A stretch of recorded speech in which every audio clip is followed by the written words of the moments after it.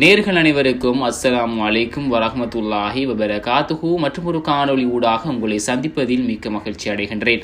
நபிகள் நாயகம் ஸல்லல்லாஹு அலைஹி வஸல்லம் அவர்களை பல்வேறு நபர்கள் கேவலப்படுத்துவதற்கான பல முயற்சிகள் மேற்கொண்டிருந்தார்கள்.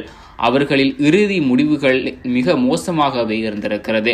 நபிகள் நாயகம் ஸல்லல்லாஹு அலைஹி வஸல்லம் அவர்களின் காலத்தில் வாழ்ந்த அபூ லஹப் போன்றவர்கள் கூட நபிகள் நாயகம் ஸல்லல்லாஹு அலைஹி வஸல்லம் அவர்களை கேவலப்படுத்த முயன்றாலும் இறுதியில் அப்படி முயன்றவர்களே கேவலப்பட்டு போனார்கள் என்பதே வரலாறு. இது போன்றுதான் ஸ்வீடன் நாட்டைச் சேர்ந்த கார்ட்டூன் கலைஞரான லாஸ் வில்கஸ் என்பவர் நபிகள் நாயகம் ஸல்லல்லாஹு அலைஹி வஸல்லம் அவர்களை கேவலப்படுத்தி ஒரு கார்ட்டூனை 2007ஆம் ஆண்டில் வரைந்திருந்தார். இது பற்றி பெரும்பாலும் நீங்கள் அறிந்திருப்பீர்கள். இதனைத் தொடர்ந்து இவருக்கு எதிராக முஸ்லிம் உலகின் பல்வேறு இடங்களில் இருந்தும் முஸ்லிம் அல்லாத பல்வேறு நிறுவன அமைப்புகளில் இருந்தும் வன்மையான கண்டனங்கள் வெளியிடப்பட்டன. நபிகள் நாயகம் ஸல்லல்லாஹு அலைஹி வஸல்லம் அவர்களை ஒவ்வொரு முஸ்லிமும் தம் உயிரை விட அதிகமாக நேசிக்கின்றார்கள். இதன் அடிப்படையில்தான் லாஸ்க் வில்கஸ் என்பவர் நபிகள் நாயகம் ஸல்லல்லாஹு அலைஹி வஸல்லம் அவர்களின் உருவப்படம் என்று கூறி ஒரு கார்ட்டூனை வரைந்திருந்தார். பேச்சு சுதந்திரம் என்ற பெயரில் சக மனிதனின் உணர்வுகளை காயப்படுத்த என்று இவரை போன்றே பலர் பல முயற்சிகளை எடுக்கின்றனர். இதனைத் தொடர்ந்து இவருக்கு எதிராக பல ஆர்ப்பாட்டங்கள் இடம்பெற்றன. ஸ்வீடன் அரசாங்கமோ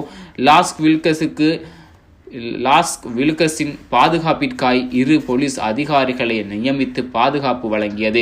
எத்தனை காலம் என்றால் 2007ஆம் ஆண்டு தொடக்கம் கிட்டத்தட்ட 15 ஆண்டுகள் அவருக்கு ஸ்வீடன் அரசு பாதுகாப்பு வழங்கியது. ஆனால் அண்மையில் இடம்பெற்ற சாலை விபத்து ஒன்றில் போது தனது 75வது வயதில் மரணமானார். 2 பாதுகாப்பு போலீஸ் அதிகாரிகளுடனும் தெற்கு ஸ்வீடன் பயணித்த போது முன்னால் வந்த ட்ரக் வண்டியுடன் மோதியே இந்த விபத்து இடம்பெற்றுள்ளது. இந்த விபத்து திட்டமிட்டு நடந்தது ஒன்று அல்ல என்றே தீவிர விசாரணையின் போது தெரிய வந்துள்ளது. எத்தனை பாதுகாப்புகள் எத்தனை காலங்கள் கொடுக்கப்பட்டாலும் இறுதி முடிவு என்ற ஒன்று எல்லோருக்கும் உண்டு. இறைவனின் அருளும் தண்டனையும் அவன் நியமித்த நாளில் நிச்சயம் நடந்தே தீரும். ஒரு நொடி பிந்தவும் மாட்டாது, முந்தவும் மாட்டாது.